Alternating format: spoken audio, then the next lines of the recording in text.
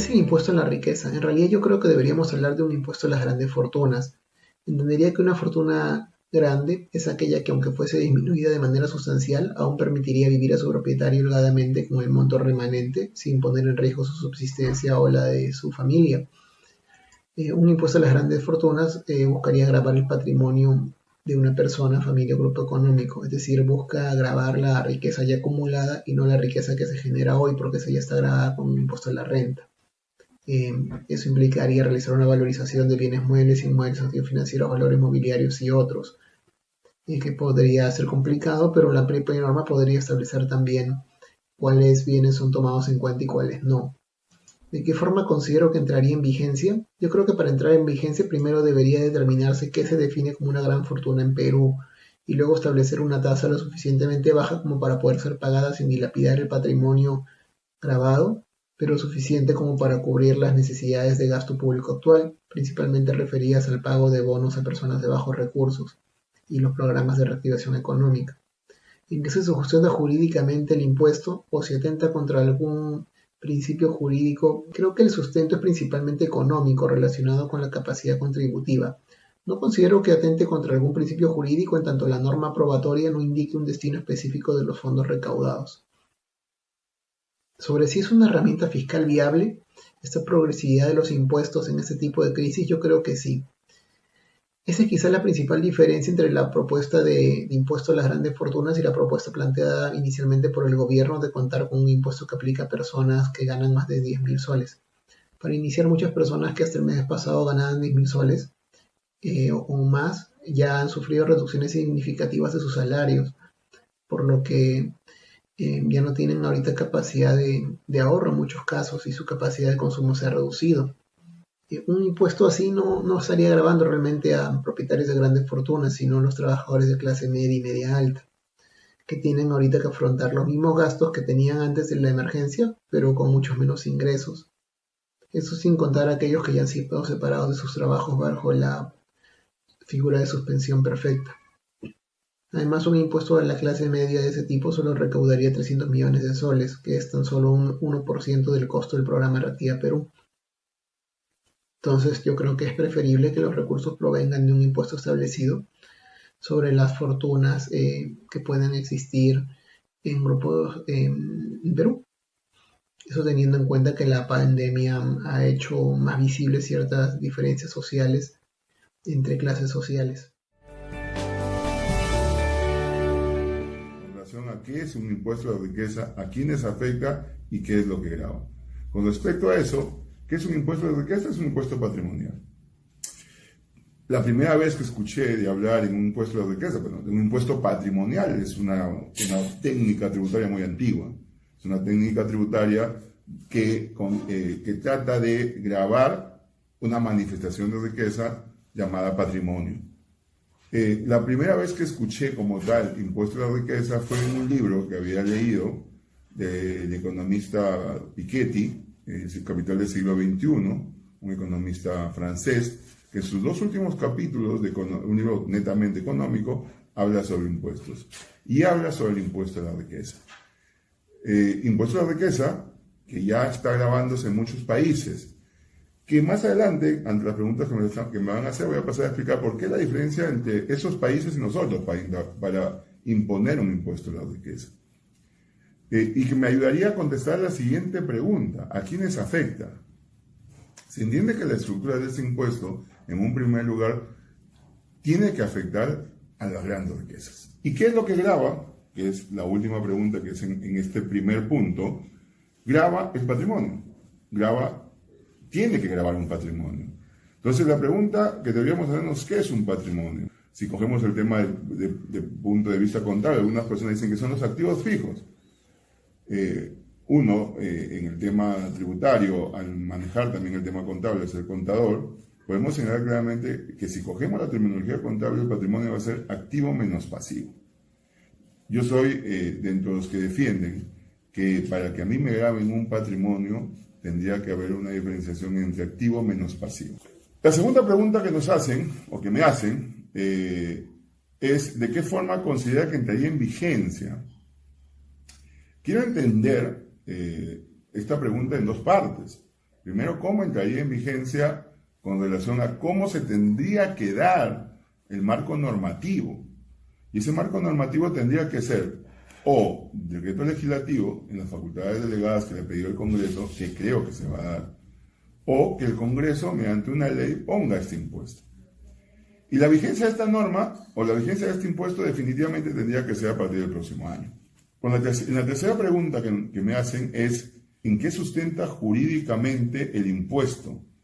Y se atenta contra algún principio jurídico.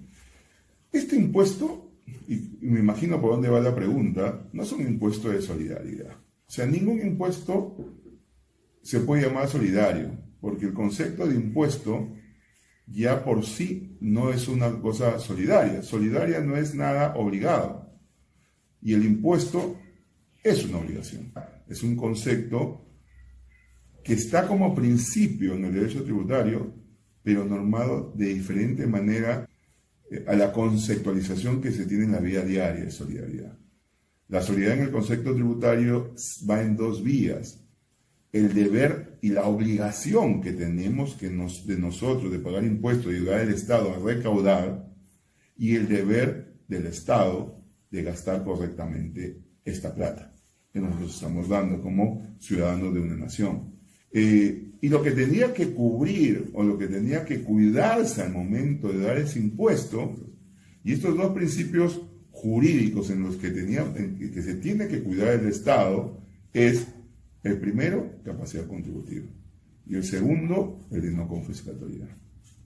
Estos principios, tanto de capacidad contributiva como el principio de no confiscatoriedad, el principio de capacidad contributiva viene referido a que deben pagar paga más el que más gana. Está muy relacionado al principio de igualdad.